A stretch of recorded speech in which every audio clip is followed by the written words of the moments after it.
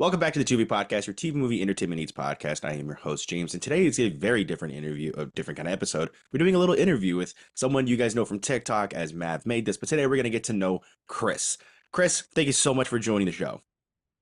Thank you for having me. Of course, it's great that you wanted to come on. I've loved your content, so now I'm really glad we get to have some FaceTime and actually get on this episode. Sweet, let's do it. All right, let's get into it.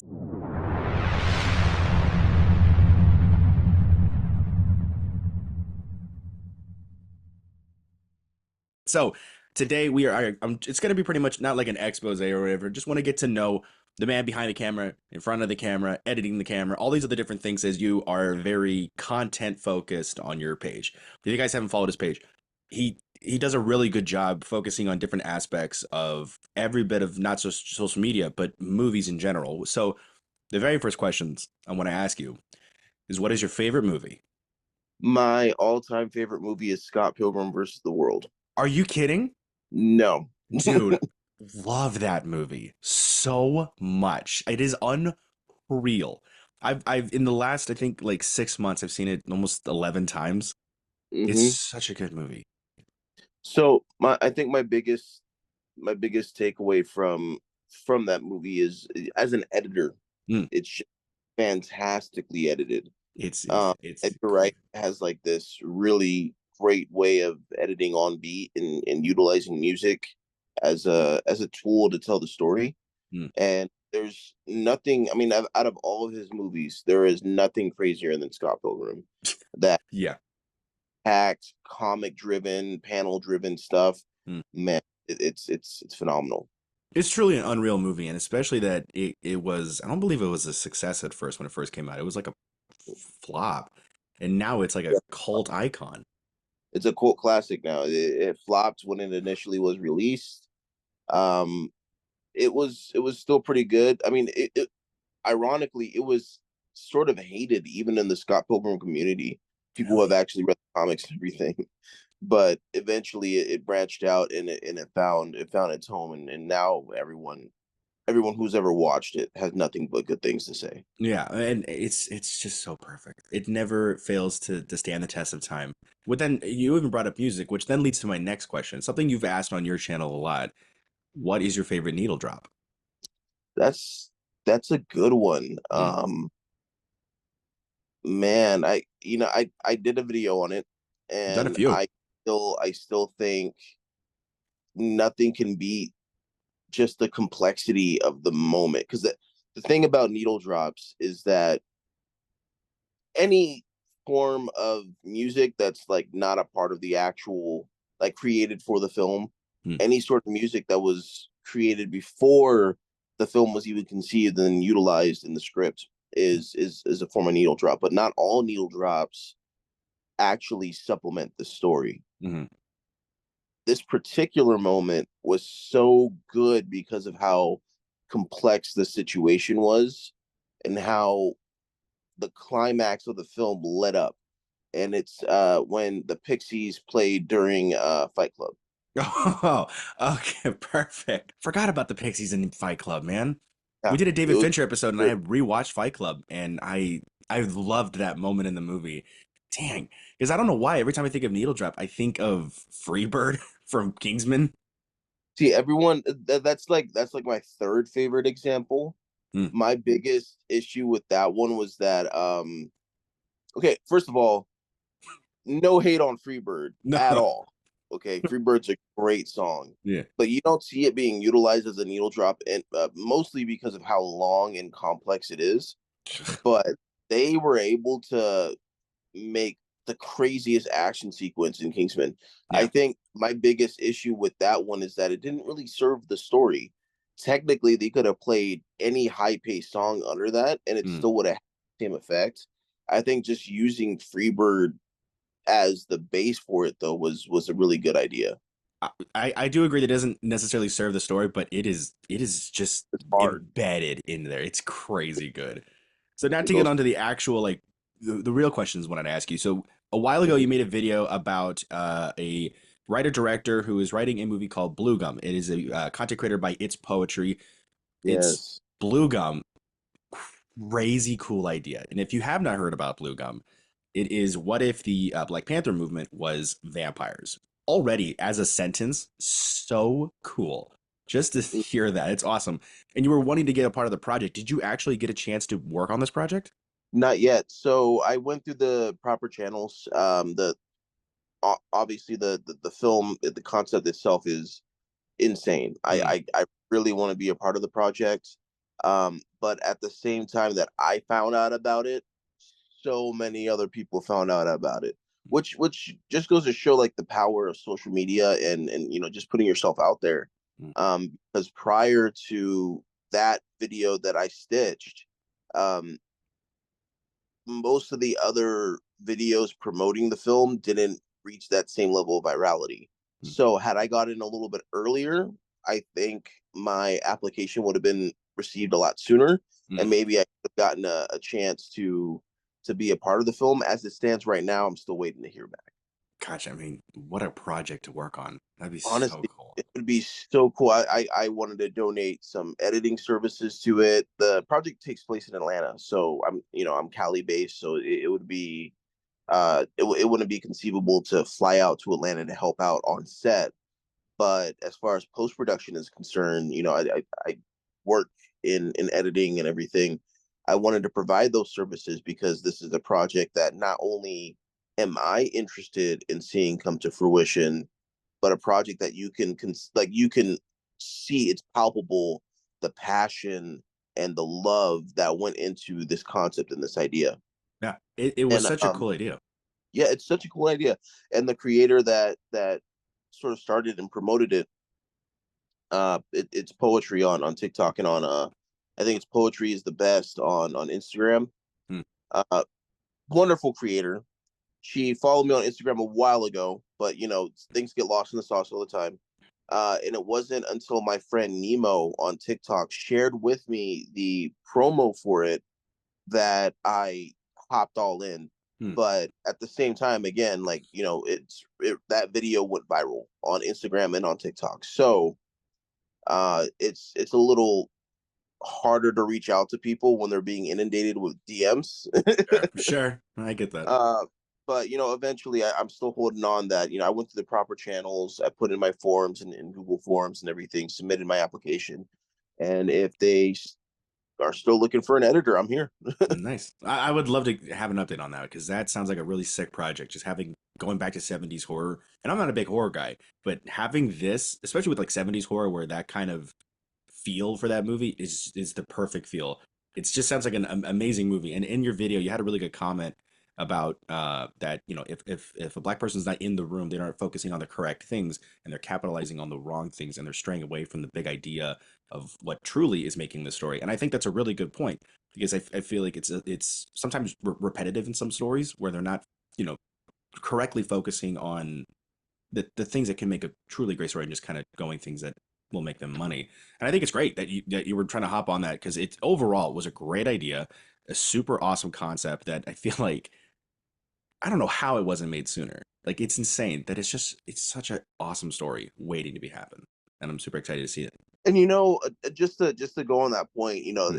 I spoke about how like when people of color aren't involved, especially in black stories, when black people aren't involved in the writers' room or involved on set.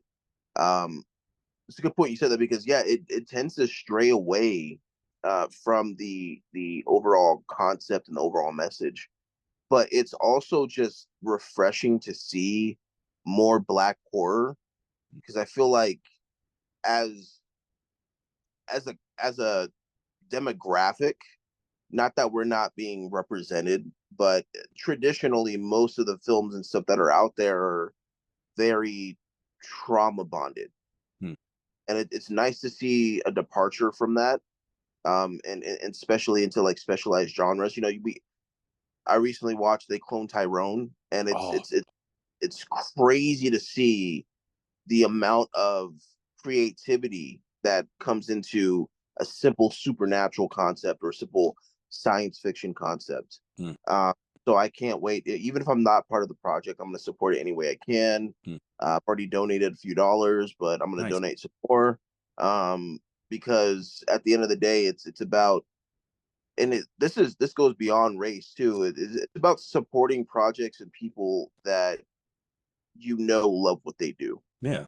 Yeah, as a filmmaker and as an editor and a creator myself, whenever I see someone that's really passionate about something, it speaks volumes, mainly because it's so hard to take an idea Mm, and put it in motion. So mm, I'm super excited. I really hope I wish them all the success in the world. And yeah. if by chance any of you guys that are on the cast are hearing this, please reach out. I'm still available if you need an editor.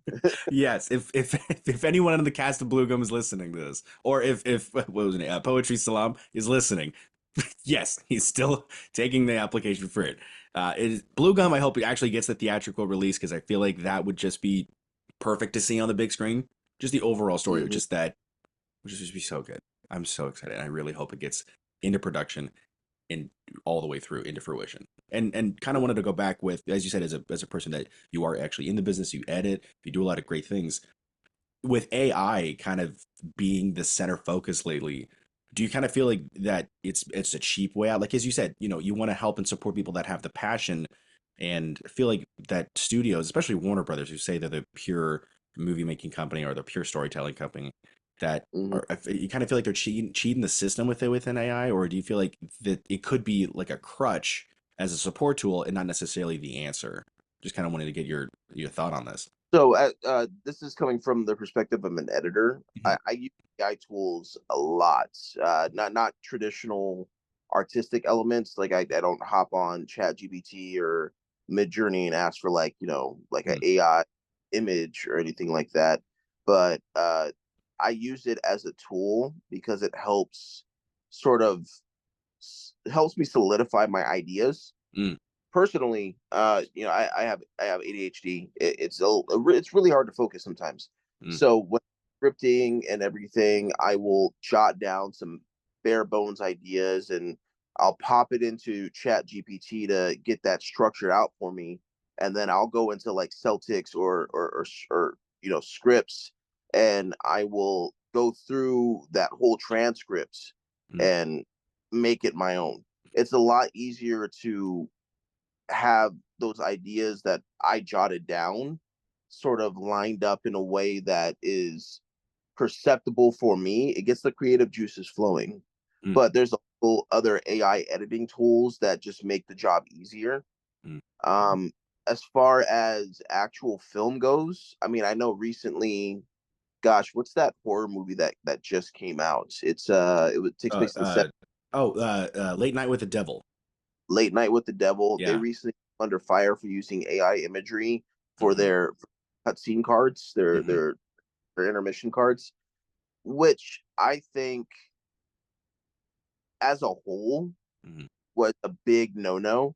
because it's so simple to just put a black card with some some Helvetica text Yeah. over. So they came under fire, and I think they came under fire for all the right reasons, Mm. because there were so many other ways they could have went about utilizing um the art and the graphics in that film without cheating out potential artists, or without cheating out anyone who could have earned a living off of a gig like that. And budgetary constraints and all that, but work within your means, Mm. right? We all learn as creators, as filmmakers, that when we don't have the gear or the resources available to us, it's our responsibility, if we have a particular image in mind, to go through and find ways to get that, especially if money is a concern. So I think as a tool, it's very, very beneficial. If I can speed up my pre-production process and my post-production process, if I can half the amount of time that I work on something, awesome. Especially if it's not taking the job away from anybody else. Mm. I would never, for instance, jot down my ideas in Chat GPT and then pass that script that I came out with off as my own. Mm. I also wanted, if I was working on a bigger project, not take what it spits out and then not pass that off to a script supervisor. Yeah, like that guy. There I don't know are, if you read about this guy. The Glasgow experience, the Willy Wonka thing that happened like a month yeah, ago. yeah, That that whole thing AI scripted. yeah, and the guy that ran it, I think it was the guy that ran it or some big guy in that part, sold books on Amazon, 16 books that were all AI generated, and he passed it off as his own. And I don't 16. that doesn't sit right with me. I know another instance was when people had like autobiographies Mm, written about them that weren't autobiographies, that were published or that were written by someone else using AI. mm, And it's astounding, a as just from a technological perspective, how even passable a lot of that stuff was. mm-hmm, But from a creator perspective and from artistic perspective, it's terrifying mm, because there is there's going to be a stage. I wholly believe there's going to be a stage where it's going to be imperceivable, and mm. that can get a lot of people in trouble. And it already started has already started doing so. Yeah, that one company that posted out, it's like the videos of those dogs in the snow or something like that. That company So said that AI. yes, that Mm-hmm. company I heard is said that they're focusing on trying to focus on theatrical releases now. And that doesn't sit right with me because maybe there will be a day when, computers and then, robots and AI can create beautiful art, Mm, but it's all about what information you feed it. exactly. So even if it looks like a completely original idea, there are always going to be elements of Mm, someone else's work implemented. yeah. Now, you know, um, philosophically, you could argue that any creative work has other people's creative work implemented in it, but Mm, it's different. mm, I The fact that a non-sentient thing is creating art in and of itself downgrades the value of said art I because agree. it's not a place of uh I guess equal experience. It's not coming from a place of shared experience. Mm, And I love Sora AI. I think it's I have a degree in computer science, so mm, I am very technologically proficient. I've mm, seen humane AI, the little pin. I've seen so many different implementations of AI software that I think are going to be very beneficial to humanity, and especially with Sora AI. Even though I think it's cool, it's phenomenal. If you haven't seen it, guys, like it's imperceptible. It looks mm, my biggest issue with it, especially if they're looking to get into filmmaking and into creating, you know, theatrical releases, is that there won't be any substance. mm.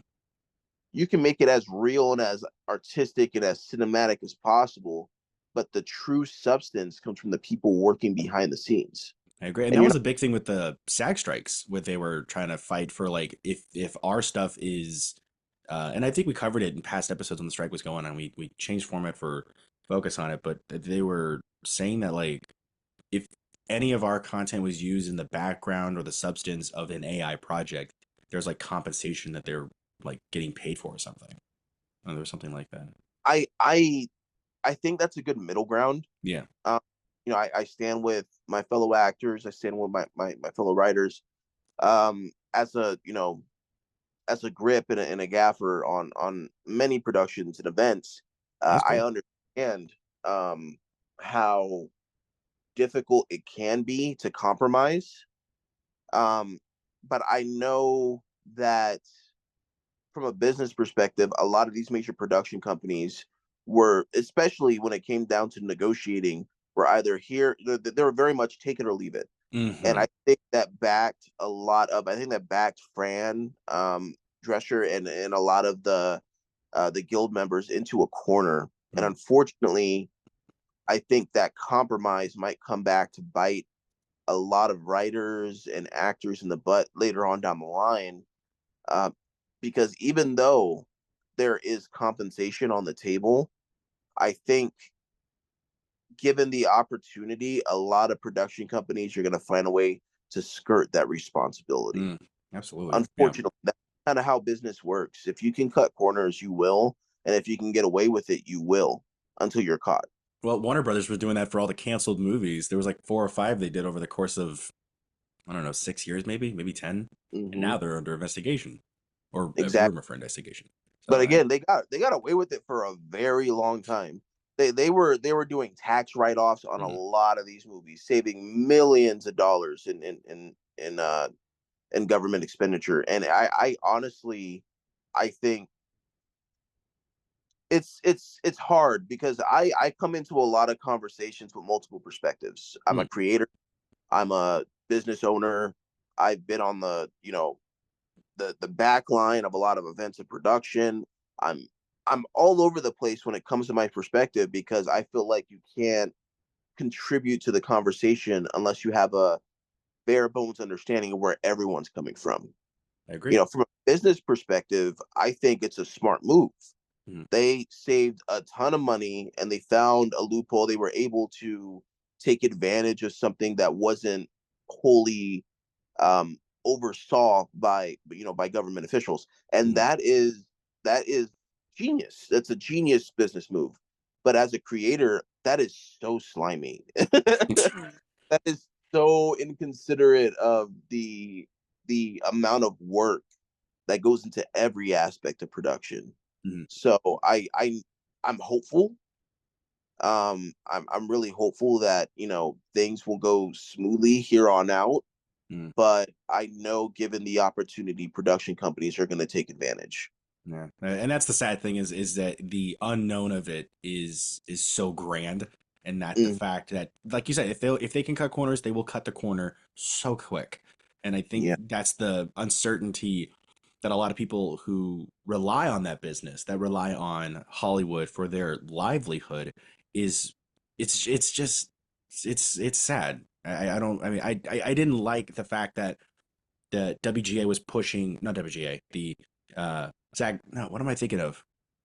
What's the AMPTP was And pushing gosh, so there were so many letters in those months. The AMPTP was pushing the WGA and the SAG-AFTRA into a corner, and like you said, it was a very take it or leave it thing that it sadly may come around and not for the better, because I feel like there was months of striking, well deserved striking, and it Mhm. was insane to just to hear the conversations between the executives. Like I don't know if they ever found the person that said we're gonna wait to the lose our homes or whatever. But that's insane how that was an actual sentence over AI.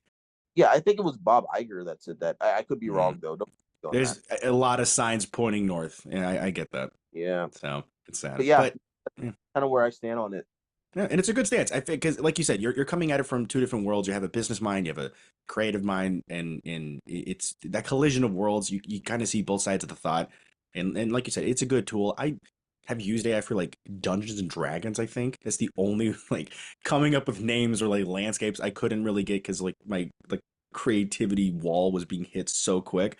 But past that, I've never found much awe in seeing AI art. It is impressive, like you said, from a technological stance, where it's like, that's insane how, as a society, we have made that. That is unique technology. It's just Hmm. from a stance of a livelihood and art. I don't necessarily agree with because you are, like you said, philosophically taking inspiration from other things, but those other things are beings that have made that art. So, AI is a really tricky line, and especially where you're coming from, because it's like you said, it's two sides of a different coin. It's hard to toe. It's hard to toe for Mm, sure. mm, Like I don't act, but mm. I have had plenty of opportunities to. I direct. I help other actors.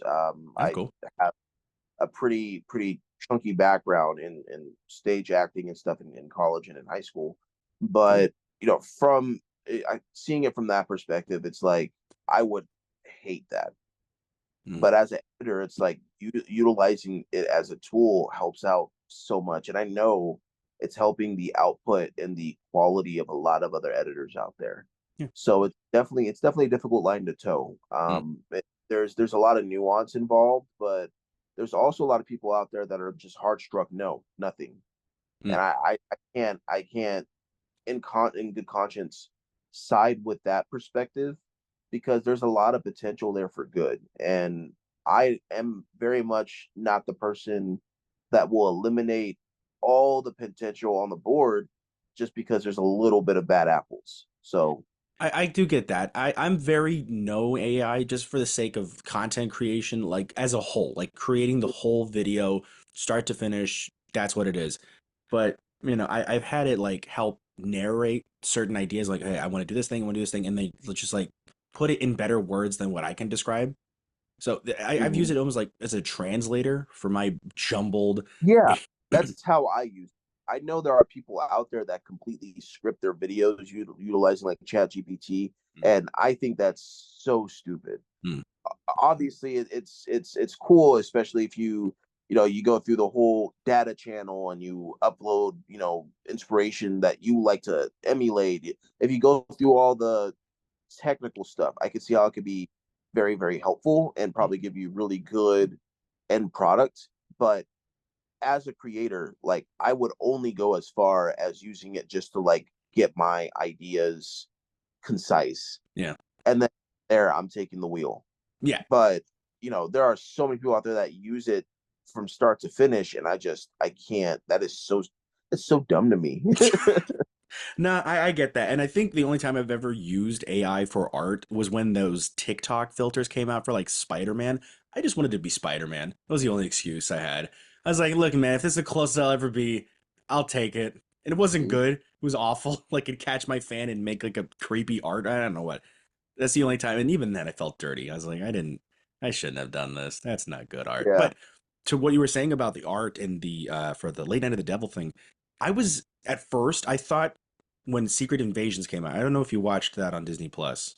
I did. Oh man, The that was opening, I didn't know at first that opening was AI. And I'm like, okay, did they like take AI over these images? Like I thought someone drew these images and they slapped it in like an AI machine to make it all blurry and add that effect where it was like kind of blurring the lines between the people. I thought that was the original idea. I'm like, great, you're taking the art and you're combining a tool that can make the art feel more fluid and liquid, representing the scroll things. I thought it was an artistic thing. Then I found out it was 100% AI, yeah. and then I didn't last. Like, there's no way, there's no shot. My biggest so I knew there had to be some kind of AI implementation involved. Mm, With the first two episodes aired, mm. it's very obvious that opening sequence is nothing that would conceivably come from A person. someone. Yeah, there's no way. There's no way. No way. But then when the rumors started going around that it was completely AI, I was like, dude, what were they thinking? What were It's they? like, And I know they cut corners because if you watch the whole season, it's very evident where they cut corners. But it's mhm. like, man, it's Disney. Mm, It's Disney that's mm, doing this. That's insane to me. yeah, The yeah. level of reach. Yeah, I hope they get their stuff turned around soon. There's been rumors that they got a lot of stuff on hold and they're trying to they're fix it. But I know you got to go in a little bit, so I just want to just say thank you for having just your time in this morning. Thanks for coming on the show, and we'd love to have you back. And if I could leave you with one final question, just one, No it'll be problem. this: your 365 daily challenge content. Mm. You feel like you're gonna make it the full year? Have you been doing a lot of stuff? You got a lot of stuff on backlog? Is this the year? It might be the year. I've done it once, and Nice. then it got cut in half Mm, because some life stuff happened, that's all right, and then again at the beginning of the year, and then some major life stuff happened. and that's fair. I'm I'm thinking I'm going to pull back a little bit Mm, and focus on the message. I had so many people come to me and tell me that they love the Needle Drop series. I had that's a so good many people series. and tell me that they needed help Mm, figuring out how to work within their budget, how to do this, and that. And I have stuff on backlog. So for anyone that's listening, I have some stuff that's going to come out soon. But good. I really want to focus on building a community, and I Yeah. think the best way I can do that is by not putting too much stress on the amount of output, Mm, but a lot of stress on the quality. And it's a hard line to toe as a creator because you gotta feed the algorithm. mm. It's a give or take. So you're gonna be seeing a lot of stuff from me that maybe you don't like, but I know the people in my audience that do like it, Yeah. and I want to make sure that I'm doing my part as a creator to not only supplement myself creatively with the passion projects and and the series and stuff that everyone loves and enjoys that come from my content, but also to build longevity. And the only way as a creator you can build longevity is through consistency and through sort of being a part of the game. Once you're in this space, there's a lot of there's more give than there is take, unfortunately. Sure. Finding that balance, I think, is where I struggled. Mm. But I know for a fact that there's a level of consistency that I can do that will not only benefit me creatively, but also give you guys something to watch every single day. And I'm working on that. Yeah. Well, I'm excited to have your comeback, man. I'm excited to see your content go back to the algorithm, and I'm excited to see when you get your return. I get you got your other stuff. You're running a business, so that's totally understandable. But thank you so much for your time. I will put all his stuff if you want to check out his Instagram, his TikTok, everything else that he has. It will be in the description, very top. Is there anything else you want to plug before you head out? Um, Dude, if this is your first time listening to the Tu-Vie podcast, make sure you follow along because I know this man does his work, he does his research, and honestly, you have been a very gracious host. Oh, well, thank you Uh, for coming on, man. Anyone that's watching that hasn't already followed or subscribed, please do. Well, thank you very much. And same thing with his stuff. Are you on YouTube? Do you have a channel on YouTube? We have a YouTube channel. Oh, I'll say, thank you very this much. I'll make sure I get that on there too. All right, perfect.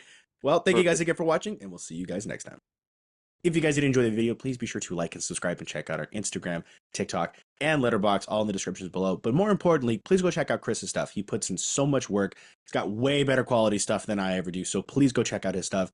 His stuff, his YouTube, his Instagram, and his TikTok are going to be well above our stuff. So it's going to be his things first. Please go check it out and hit subscribe to his channel as well. Also, if you are listening on Spotify or Apple Podcasts, please be sure to follow as we have a lot of great episodes coming out for the rest of season 3. I know we took a little weird break. I just got busy and sidetracked with so many school stuff. So glad it's over with now. Thank you guys again for watching, and we'll see you guys the next time.